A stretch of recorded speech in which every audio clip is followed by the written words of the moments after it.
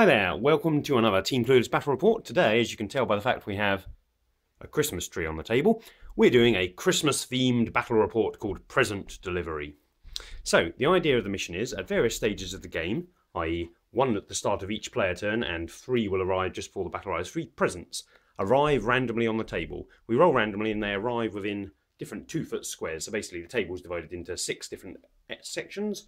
1, 2, 3, 4, 5 and 6, and we roll randomly to see in the centre of which of those sections a present will arrive, and then it scatters. We then have to go and pick up these presents and deliver them underneath the centre of the Christmas tree. And what do we get for this? We get victory points. So it works that if at the start of your turn you are holding a present, they all work just like relics, so you can pick them up at the start of your turn. We play that you can run with the relic, and you can also seize relics in close combat from other people, just to make them a bit easier to move around the table with. So if at the start of your turn you control a relic, or a present, you score a victory point, and if at the end of your movement phase you're within 1 inch of the centre disc there at the bottom of the tree, you can deliver the present and score 3 victory points. So that is the main mechanic for scoring victory points. There are a few other things going on because, hey, this is a special themed mission.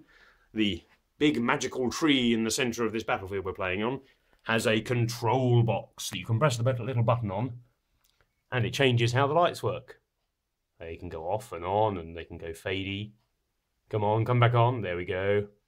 So, if at the start of any player turn, one of the players controls the control box as if it were an objective, they can choose which setting to have it on. So they can set it onto Magical Healing Light, which gives everything underneath the Christmas tree, and basically underneath the Christmas tree is anything underneath the branches of the tree. So the Magical Healing Lights give everything under there a 5+ invulnerable save. You can also turn it onto Blinding Lights, which gives everything under the Christmas tree -2 ballistic skill. Or you can turn it on to Disorientating Lights, which means everything under the Christmas tree has to move as if moving through difficult terrain. So controlling that box there gives you some form of control and effect on the centre of the board. Any other special rules? At the start of the game, both Paul and I, we're playing today, get to choose one of the opponent's either fast attack, elite, or heavy support sections of their army, and all their units they've taken in that section are considered bad children units, in nice little abbreviated commas there, and those units have been bad, so you get extra victory points when you kill your opponent's bad children units. But to balance it out, if one of your bad children units manages to deliver a present under the tree, you score an additional victory point for that. So we'll go through which bad children units we have chosen at the army list stage. I don't think there are any other rules. We're playing on a snow tableclothy today, which has some hills built under it, so if I go down here you can see that there's actually a bit more terrain than there looks, because there's stuff that is raised above others. You can see there's a hill over there and a hill over there behind those woods. Okay, let's go through our armies. So we're playing 2,000 points today, and I am bringing a Blood Angel force. I'm playing with the Bale Strike formation, I think it is. It's the formation that basically gives you an extra fast attack choice, and instead of having objective secured, you have +1 initiative on the charge. What have we got?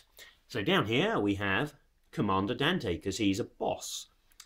He is rocking around in the Lord of War slot, so I have 2 other HQ slots I can fill. I have taken a Priest there. He's got a jump pack, and he's also got an Auspex and a Melter Bomb. I have a Librarian there. He has a jump pack. He's level 2, and he also has an Auspex, I believe. Psychic power-wise, my Librarian has rolled up. He obviously has Force. I rolled on Sanguinary Discipline. I have Bloodlance, Fear the Darkness, and the Quickening. Not bad powers. Pretty pleased with those. In the troop choice today, we have a drop pod. I have inside it a tactical squad. They have a sergeant with a combi melter, a normal guy with a melter gun, and the unpainted guy at the front, sorry about that, has a heavy flamer. I also have a standard scout squad armed with combat blades and bolt pistols, and a sergeant with a combi melter. They're going to be infiltrating in. In the fast attack section, I have 3 bikes with 2 grav guns. And I have 2 separate assault squads. I'm afraid another unpainted guy, he is rocking around with 2 melter pistols in a squad with 2 melter guns. And we have a sergeant with a melter bomb with 2 flamers. In the elite section, we have 2 different squads of Death Company. Painted one here, there are 9 of them, all with jump packs. 1 has a power fist. And then there are 6 there. They also have jump packs, even though I haven't magnetised them onto the models. And 1 of them has a power fist. Finally, rounding out the elite section, we have the Sanguinary Guard. There are 8 of them, 2 have axes, 1 has a power fist. The guy with the power fist is also carrying the chapter banner. Moving on to heavy support. Paul has chosen my heavy support to be my bad children unit. He's basically done that because neither of them can pick up the relic, which seems a good choice on his behalf. So I have a Storm Raven armed with a las cannon multi-melter, and I have a Whirlwind rocket launcher system. And that is my 2,000 points of Blood Angels. Okay, so here is the force that Santa has sent out to try and get his presents where they need to go. It's Santa's little helpers, the Space Elves. We're being led by a Farseer on Jetbike. He has donned the mantle of the Laughing God, and he is also rocking a Singing Spear. His psychic powers are Eldritch Storm, Doom, Executioner, and Guide. We have also awoken the Avatar, the Ghost of Christmas Presents. He has the Exarch Power Fast Shot, so he can fire 2 beams from his spear. We've also got some Warlocks scattered around the units. I'll mention them in a minute. So for troops, we have got 2 units of jet bikes. Each unit has 9 jet bikes with 3 shuriken cannons in them. This unit is being led by a Warlock with a Singing Spear and the Conceal Reveal and Empower Innovate psychic abilities. This unit is the infamous Bealtan Ghost Riders, who are invisible. Either that or I haven't finished painting the models yet. I'm hoping it's the latter. No Warlock in this unit, but 3 shuriken cannons. We have 2 units of Guardians down the front here, each with a shuriken cannon and a Warlock. Again, I rolled Empower, Innovate, and Conceal Reveal for all 3 of my Warlocks. Not exactly what I was looking for, but oh well. For elites, I just have this unit of 5 Fire Dragons. Always take an insurance policy of Fire Dragons. They are in a Wave Serpent with Scatter Lasers and a Shuriken Cannon. But breaking with tradition, I couldn't find the points for Hollow Fields, so this is slightly concerning. For fast units, you can see here flanking the Avatar, we have 2 units of 7 Warp Spiders and a unit of 7 Swooping Hawks. And then my naughty children, hanging out at the back being bad, we have a unit of Vibro Cannons and a unit of War Walkers. The War Walkers each have a Scatter Laser and a Bright Lance. And that is my 2,000 points. Oh, my Farseer's Psychic Warlord power gives him and friendly units near him move through cover. Okay, so this is our setup at the start of the game. Paul has gotten to, he set up first, so he gets to choose to go first, which he has done. I will attempt to seize the initiative in a moment. Down here I have set up some bikes. I toyed around with the idea of reserving everything and just hoping my drop pod survived the first turn, but that seemed like a poor man's play, so I've set up some units on the table. So there's some bikes there hiding behind a hill, Death Company in the middle, Death Company down here, and a Whirlwind tucked into the very corner of the board.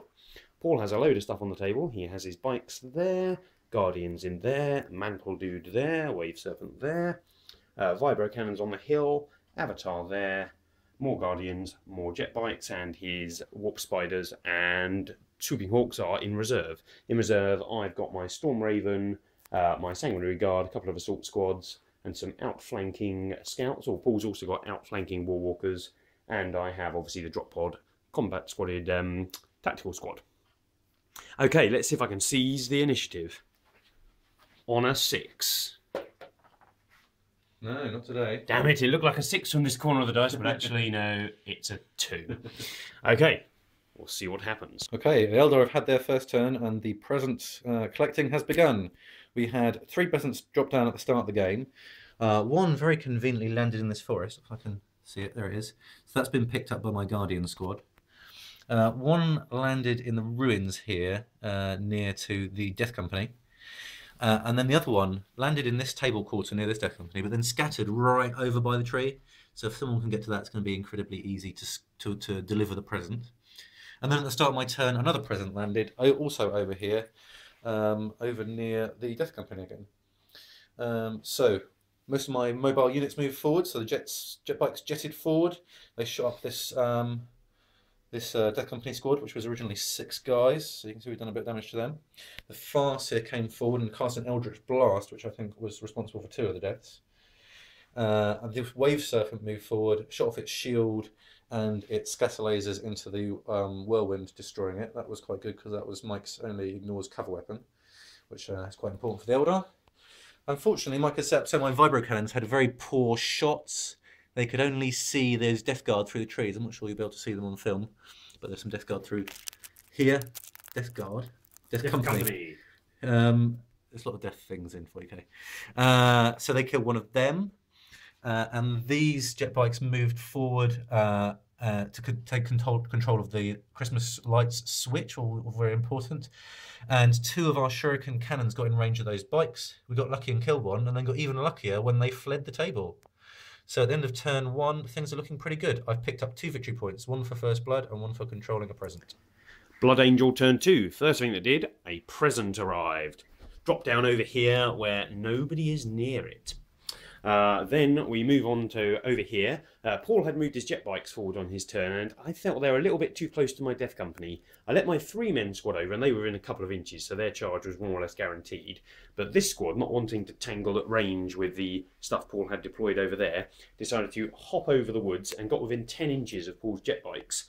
I declared a charge, and he sensibly decided not to overwatch, leaving his overwatch for the 3 closer marines. I rolled double 6 though, and charged in with my full squad of death company, or my squad of 7 death company. Between both squads, we didn't actually put that many wounds on with our normal attacks. I think Paul only failed 1 armour save, but the Power Fist killed another 4, and Paul ran off the table, failing his leadership, and I cut him down. Over here, my drop pod arrived. Stuff got out either side. The double melter half of the squad fired at the back of the Wave Serpent. The damn thing jinked and didn't take any damage. But the heavy flamer, new addition to the Blood Angels tactical squads, made mincemeat out of the Guardian squad, killing I think 5 or 6 of them. And then the bolt guns was also surprisingly effective. They then failed their leadership and hightailed it off the board. So 2 units for me, similar to what Paul got of mine. Now, let's see what Paul does on his turn. What are you going to set your light switch to, Paul?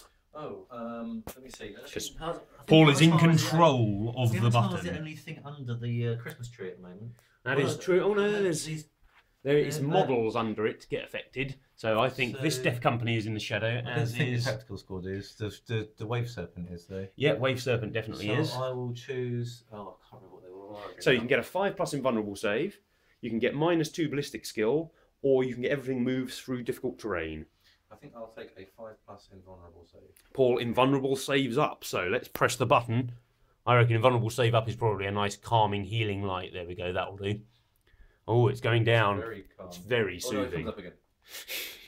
Okay, Eldar turn 2 coming up. Eldar turn 2. This turn we managed to get our 2 of our 4 reserves in. We got the War Walkers who came on over here, snaffled up a Christmas present, and then shot these Death Company. I think they killed 3, maybe 3 or 4. Yeah. And we also had the Warp Spiders. The Warp Spiders tried to drop down near the Death Company to add their weight of fire into the mix, but unfortunately mishapped, and Mike has placed them over in the corner. That would be pretty much game over for many deep striking units, but I anticipate these Warp Spiders will probably still get to see some action. Other than that, it was a pretty impressive turn. I ran a total of 6 in the psychic phase, which meant my Farseer managed to cast every single one of his powers. He cast some Eldritch Blast over here, which hit some tactical squad and did a haywire wound on the drop pod. He tried an Executioner, which was successfully cast but didn't beat the tactical squad's armor save. He tried a guide. He got a guide off on these jet bikes, which allowed them to be a bit more effective. And he tried to doom the Death Company, but to no avail. They were denied by the Death Company's psychic resistance. So really, I just spent most of my time shooting up Mike's stuff. Really, so basically everything: Wave Serpents, the Vibro Cannons. The Avatar added his spear in. We managed to get this shot off with this Shuriken Cannon, and the Shuriken Cannons on the jet bikes all fired into these two combat squads, the drop pod, and the larger of the 2 Death Company. And you can see the results. There's 1 tactical marine and 1 Death Company left, plus the 3 Death Company that were part of Mike's other squad. We also managed to pick up a present here, and a new present dropped in over in this corner, which the Guardians picked up. So I'm now controlling 2 presents at the end of my turn, extra 2 victory points, bringing my total up to 5. But now Mike gets a heck of a lot of reinforcement. Blood Angels turn 2. So first thing that happened this turn was a present dropped in over here. I then rolled to reserves. I got Dante's squad, the Scouts, and the Drop Melter Marines. The Drop Flamer Marines are still off. Oh, and the Storm Raven over there. The Scouts came on. They were 2 millimeters short of being able to pick up a present, so they couldn't pick up that one there. Over in this corner, the Death Company moved over here, assaulted the War Walkers, have killed 1 and taken another whole point off it. Hopefully they'll be able to deal with them in Paul's go and then get to move. Over here, it was really disappointing. My drops did not go well. This squad dropped in next to the Wave Serpent and then scattered 6 inches backwards, meaning they're out of range of their melter pistols. And then they fired. They didn't even get a glancing hit on the Wave Serpent, which was very bad. Their librarian was in there. He cast Blood Lance, but unfortunately, because he was so far back, I only got 1 model under it. Again, the Wave Serpent again didn't do anything. Over here, we had Dante's squad drop in. They scattered backwards a bit, but they all survived the drop. But unfortunately, they fired all their shots into there using their Auspex to reduce his cover save, but again, didn't do anything. Then what happened? The Storm Raven fired off all its missiles and las cannon at the Avatar. Unfortunately, I missed with 3 of the missiles. I did 2 wounds to the Avatar though, so Paul failed both his saves, which was quite useful. But other than that, it's looking pretty bad at this point. Well, I'm winning this combat over here, but I suspect Paul will wipe out Dante's squad this turn, because his entire army will get to fire at them. And that's quite a big army, and every one of them rends. We'll see if he can do it. The Eldar turn 3. Another present came raining in from Santa's sleigh. It landed over here by the Storm Raven, and the jet bikers immediately swooped over to pick it up. In the movement phase also, the Farseer came and collected a present. He's in a nice position to try and deliver that next turn. So I'm now holding 3 presents because the Guardians over here still have their present.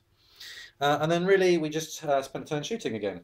So the Warp Spiders came in from reserve. I've only got my Swooping Hawks left out of the game now. They landed over here and wiped out that scout squad that was threatening to pick up that present. And I think every other model shot at Dante's squad.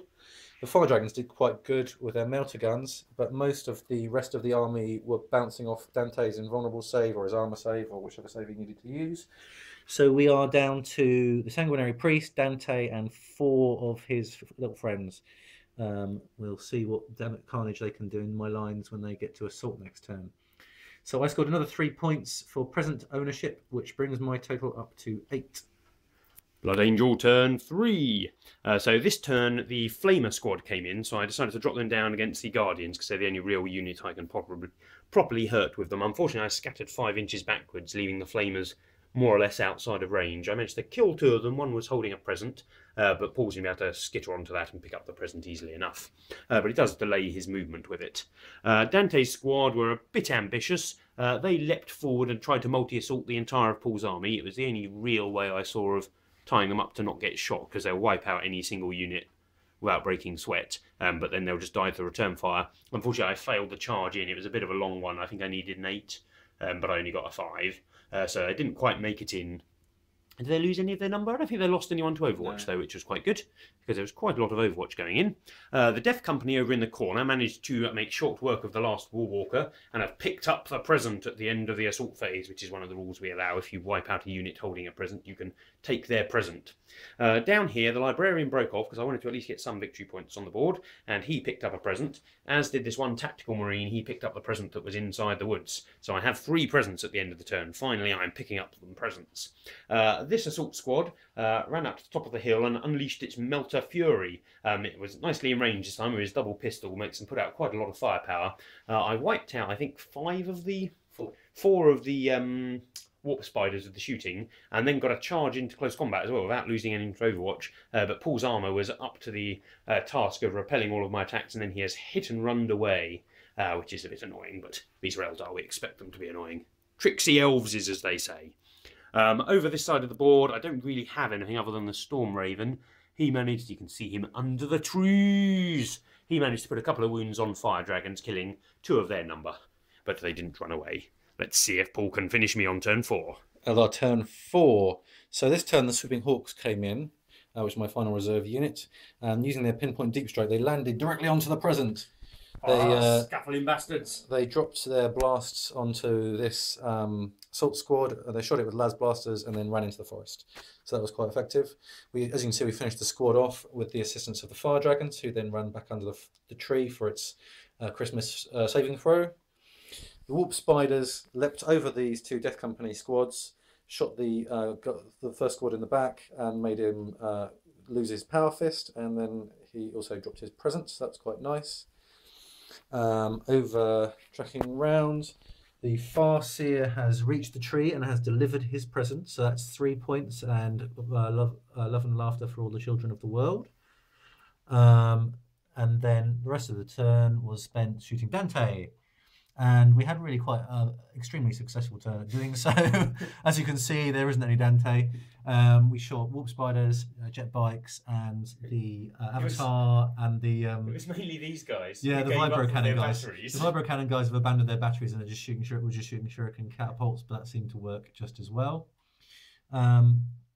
The Guardians went back, picked up their present again, and then shot 3 of the 5 assault marines who had attacked them. And then moving around here, the Wave Serpent was expecting to be shooting Dante, but was found with nothing to do, so he picked off that lone tactical marine who was trying to smuggle that present into the tree. So I scored 3 points for delivering a present, and I can currently control 3 other presents, so 6 points for me this turn.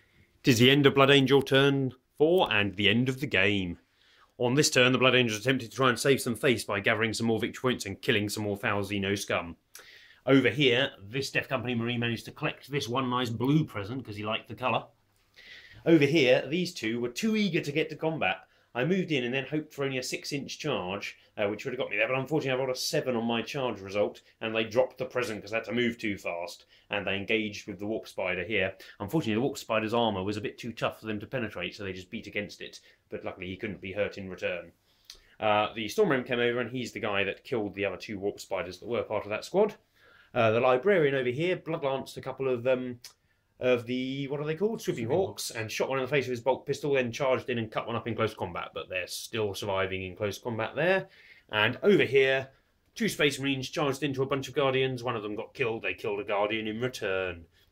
So, at the end of the game, the Eldar are on 16 victory points, as they were much more successful in collecting presents and delivering them, whereas the poor Blood Angels were only on 7. And if the game had continued, let's face it, I think there were 4 Blood Angel models, 5 Blood Angel models left. You've got 1, 2, 3, 4, 6 Blood Angel models left. Yeah.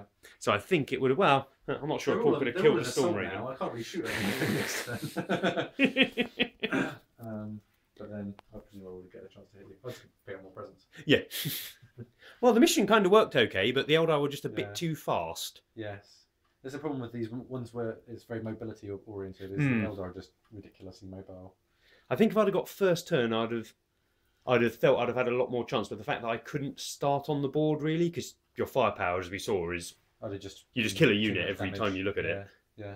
Even little squads. I mean, little squads of 5 Space Marines. You fire any of your units at them, all 5 generally died. Yeah, or like it was reduced to a meaningless number. Yeah. The power armor did not really feel like it was worth anything. No, not all that rending. You talked about what you thought about Blood Angels in your last. Yeah, they're basically just Codex Marines, but not as interesting.